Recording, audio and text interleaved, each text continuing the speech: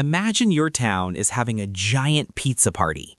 Everyone is happy because there's plenty of pizza, and everyone believes there will be even more tomorrow. Because you trust the pizza will keep coming, you spend your money on toppings, soda, and music. But then a rumor spreads. The pizza oven is broken. Suddenly, the music stops. People stop buying soda. They start hoarding their napkins. That moment of sudden panic, that is a financial shock, often called a market crash. But why does a broken oven on Wall Street make your life harder on Main Street? Today, we're looking at how these crashes actually hurt real people, explained like you're 5. When we talk about a stock market crash or a financial shock, we aren't just talking about red lines on a screen. We're talking about trust. The big freeze. In a healthy economy, money flows like water. You pay the baker pays the farmer, and the farmer buys a new tractor. But a shock is like a sudden cold snap that freezes the pipes. If a major bank or an AI tech giant fails in 2026, investors get scared. They stop lending money. When businesses can't borrow money, they can't grow. This leads to our next keyword, an economic recession. The job squeeze. If a company can't sell its products because everyone is hoarding napkins, they have to save money. Usually that means letting people go. This is the most direct way a crash affects you. High unemployment doesn't just mean a lost paycheck. It means less money being spent in your local community, causing more businesses to struggle. The price roller coaster. Sometimes a financial shock makes the stuff you need, like groceries or gas, way more expensive. This is inflation.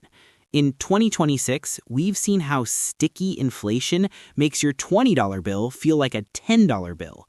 When a crash happens, your purchasing power shrinks, meaning you're working just as hard but taking home less real value. The invisible shock. This is the part most Investing 101 guides skip. A financial shock is a physical stressor. Studies show that during a market crash, cases of anxiety and insomnia skyrocket. When you're worried about your emergency fund, it's hard to be a good partner, parent, or employee. The shock isn't just in your wallet, it's in your head. So, if the pizza oven is going to break eventually, are we all doomed? Not at all. The payoff to understanding this is knowing how to build your own shock absorbers.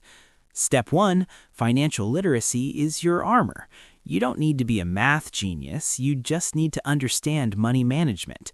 This means having a plan B before you need it. Step 2, build an emergency fund. Think of this as your pizza stash. Having 3 to 6 months of expenses in a high-yield account means that when the market has a bad day, you can still have a good one. Step 3, diversify. Don't put all your pepperoni in one basket.